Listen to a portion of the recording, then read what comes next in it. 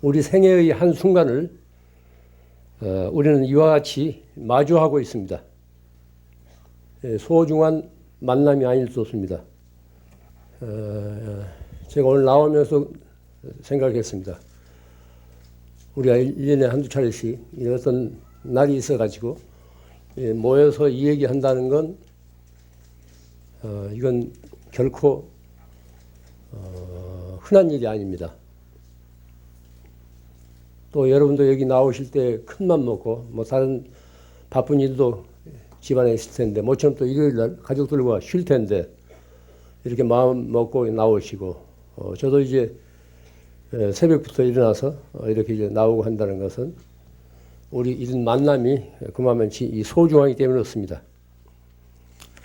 그렇기 때문에 말하는 사람은 진심으로 마음을 열어서 말을 해야 하고 듣는 쪽에서도 진심으로 귀를 기울여야 진정한 만남이 이루어집니다.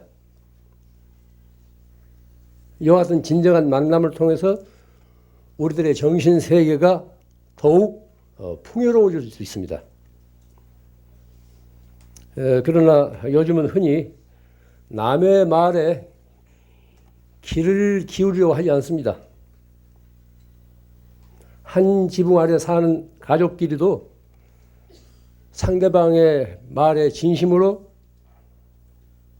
몰입하지 않습니다. 건성으로 귓등으로 넘기고 맙니다. 그렇기 때문에 자연히 관계가 성그러질 수밖에 없는 거죠. 서로가 영혼의 메아리를 전할 수가 없기 때문에 그렇습니다.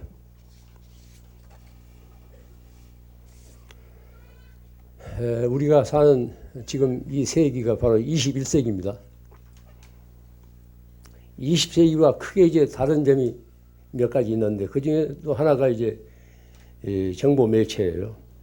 요즘은 어디를 가나 인터넷이 활개를 치는 그런 세상입니다. 인터넷을 통해서 무엇인가 또는 누군가와 접속을 하지 않으면 사람 축에 못 드는 그런 세태예요. 20세기와 크게 다른 점이 그렇습니다.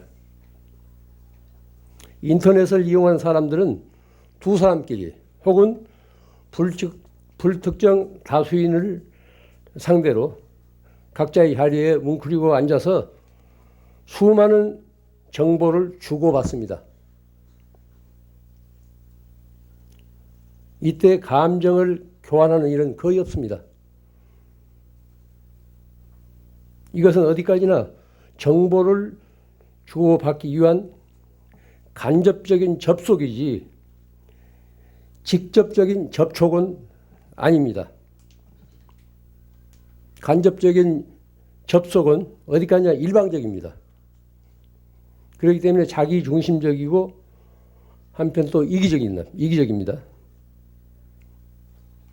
그렇기 때문에 정이 오고 갈 수 없어요. 한마디로 비인간적입니다. 가끔 외국에 나가서 사신 친지들로부터 뭐 인터넷을 통해서 제 소식을 듣는다는 말을 듣습니다. 그때마다 저는 약간 씁쓸한 그런 생각이 들어요. 접속과 접촉은 발음은 비슷하지만 그 뜻은 전혀 다릅니다. 접속은 간접적이고 일방적입니다. 그러나 접촉은 직접적이고 상호간의 만남이에요. 우리는 지금 이 자리에서 접속이 아닌 접촉을 하고 있습니다. 상대방의 표정을 살피고 눈길을 마주하고 목소리를 듣고 분위기를 함께 누립니다. 때로는 손을 마주잡거나 미소를 짓거나 쓰다듬는 접촉을 통해서 인간의 정이 오고 갑니다. 이와 같이 접촉은 인간적입니다. 컴퓨터의 사각 스크린 앞에서 주고받는 정보는 이 시대의 편리한 수단입니다. 분명히 편리한 수단이에요. 그러나 여기서는 인간의 내연세를 맡을 수가 없습니다. 그것은 어디까지나 차디찬 기계의 장치이지 살아서 숨쉬는 따스한 생명체는 아닙니다. 이런 가상을 한번 해보십시오.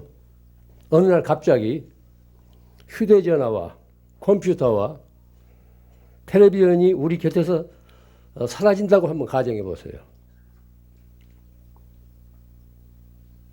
아마 큰 난리가 날 거예요.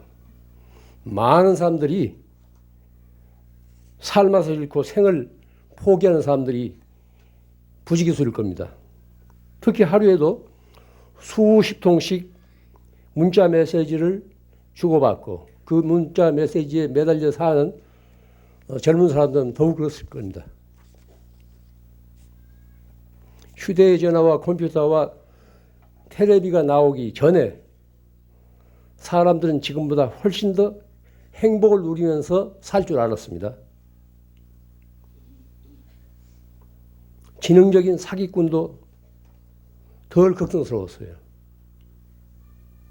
신속하고 편리한 정보 매체를 곁에 두고 사는 요즘의 우리들은 어째서 그전보다 더 행복할 수 없는가?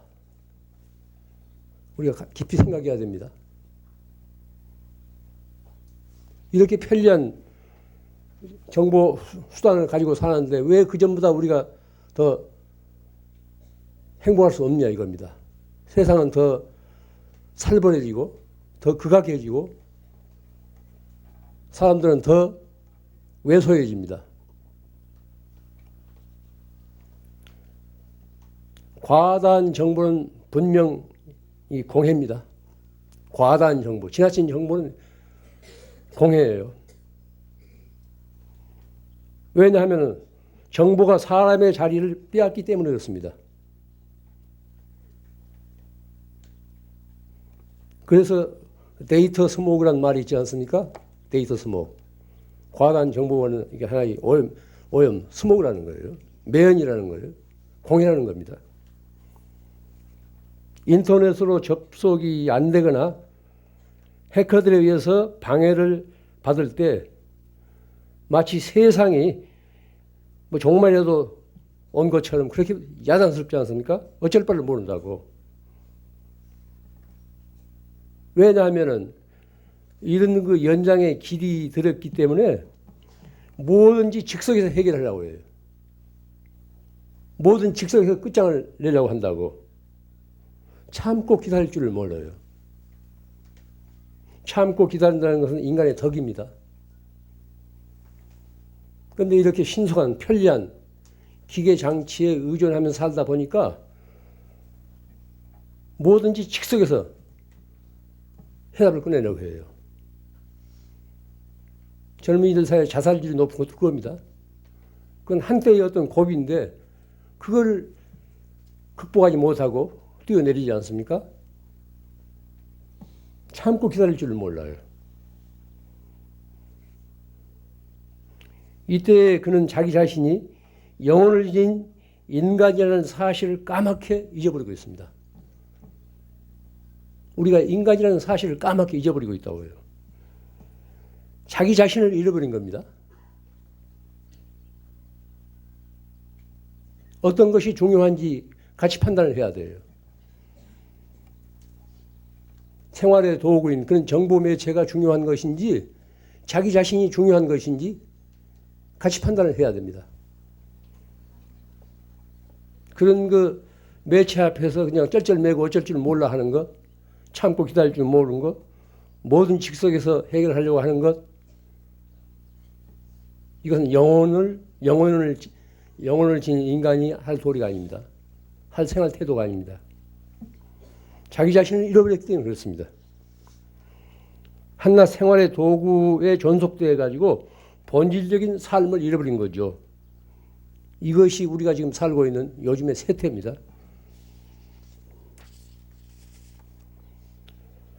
사람답게 살려면은 안으로 기울일 줄 알아야 돼요. 바깥 현상에만 팔리지 말고 자기 내면의 소리를 들을 줄 알아야 합니다. 삶의 의미를 어디에 두고 살아야 할 것인지 거듭거듭 물을 수 있어야 돼요. 친구와 살뜰한 우정을 지속하려면 한동안 떨어져 있는 시간이 필요합니다. 각자 자기 자신을 확인하는 홀로 있는 시간이 필요해요. 아무리 정다운 사이라 할지라도 늘 한테 엉켜 지내면은 인해 시들어지고 지겨워집니다. 우리가 늘 겪는 일 아닙니까? 좋은 친구란 만날 때마다 서로의 우정을 새롭게 시작할 수 있어야 돼요. 왜냐하면은 친구든 내 자신은 어제의 내가 아니라니까요. 어제의 그 친구가 아닙니다. 오늘의 나는 새로운 나예요. 오늘의 친구는 새로운 친구라고. 이 중고품이 아닙니다. 새로운 우정이 시작돼야 됩니다. 그래야 만남의 의미가 있죠.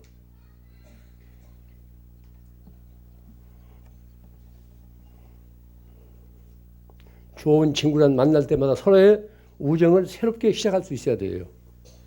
그래야 만남의 의미와 함께 서로의 삶이 풍요로워집니다.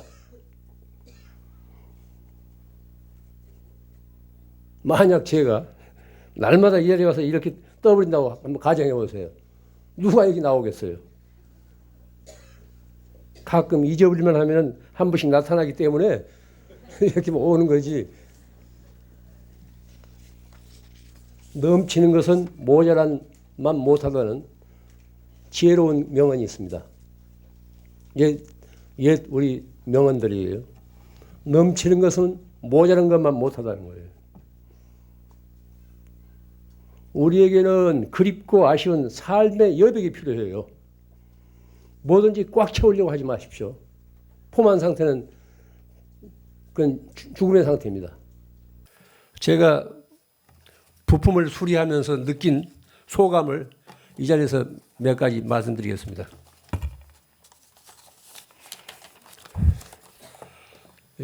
사람은 살 만큼 살면 늙잖아요. 또 때가 되면 다 죽어요. 영원히 사는 사람 없습니다. 크게 앓고 나니까 새삼스럽게 둘레의 모든 사람들이 고마워요. 또 나를 에워싸고 있는 모든 사물들이 새삼스럽게 고맙다는 생각이 듭니다. 또 죽을 병이 아니면은 앓을 만큼 앓으면 나을 때가 있습니다. 제가 치료하면서 구토가 헛구역질이 나와가지고 음식을 먹을 수가 없어요.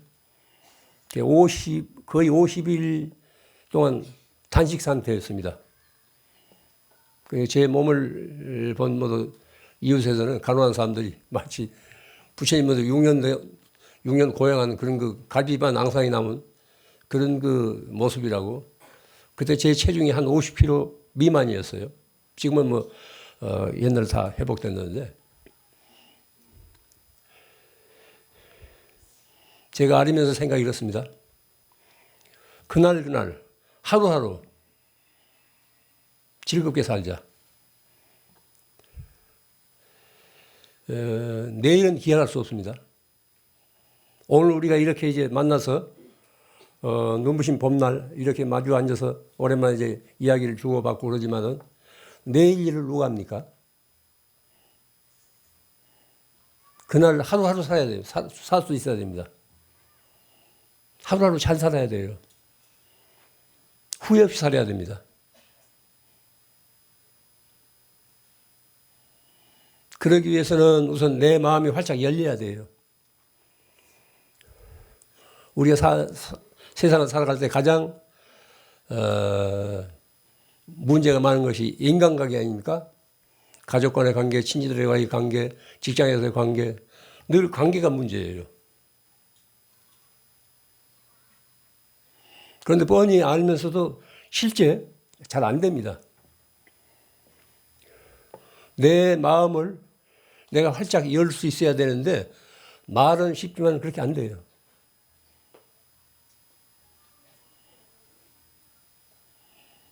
이런 극복하기 어려운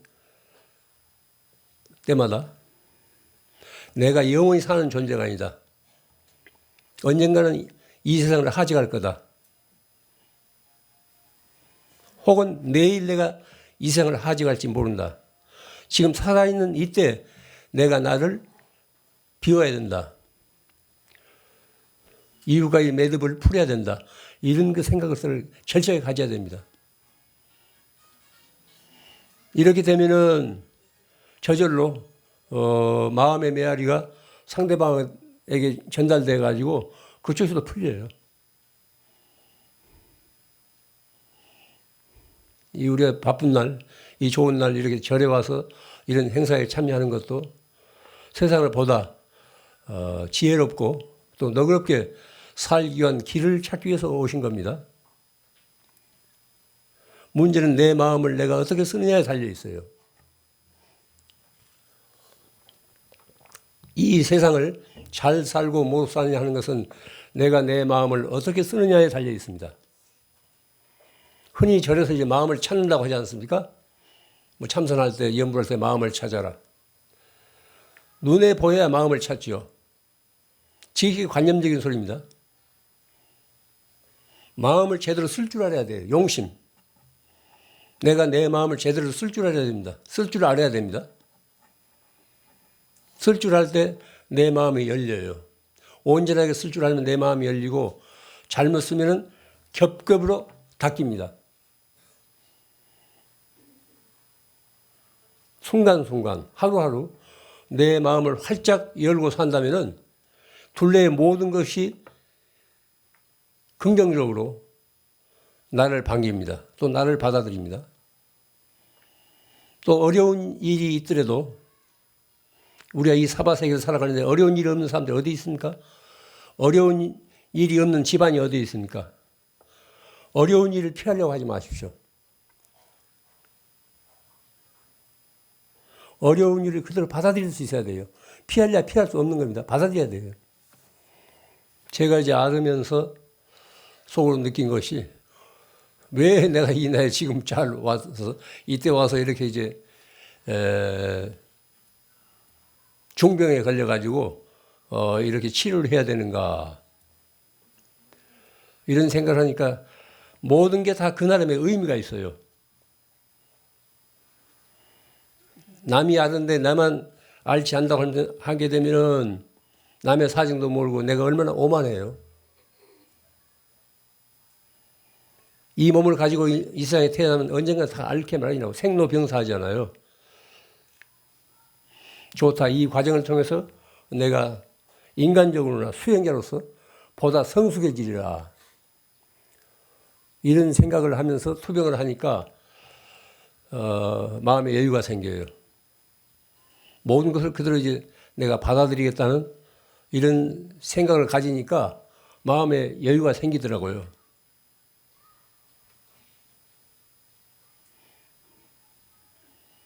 뭐 달마 스님도 법문에 나오잖아요. 우리가 이 자리에서 제가 몇 번씩 얘기했습니다. 마음이 알 수 없구나. 너그러울 때는 온 세상을 다 받아들이다가도 온 세상을 다 용납하는 거예요. 그런 마음이 한번 뒤틀리면 옹졸해지면 바늘 하나 꽂을 자리가 없다는 거예요. 그게 우리 마음입니다. 모든 것을 받아들이려고 하는 것은 우리 본심, 본 마음이고 바늘 하나 꽂을 자리 없이 옹색한 것은 뒤틀린 마음은 내 마음이 아니에요. 그런 경우 빨리 비워야 돼요. 옹색한 마음을 지니고 있으면 내가 아닙니다. 빨리 그건 비워야 돼요. 너그러운 마음을 비워야 됩니다. 이와 같이 일상생활에 마음 쓰는 훈련을 해야 됩니다. 우리가 참선하고 염불하고 혹은 독경하는 것도 내가 내 마음을 바르게 온전하게 쓰기 위해서 한 것 아닙니까? 그런 정진을 통해서 내가 내 마음을 바르게 활짝 열고 살기 위해서 하는 겁니다. 그 밖에 다른 공덕 따지지 마십시오.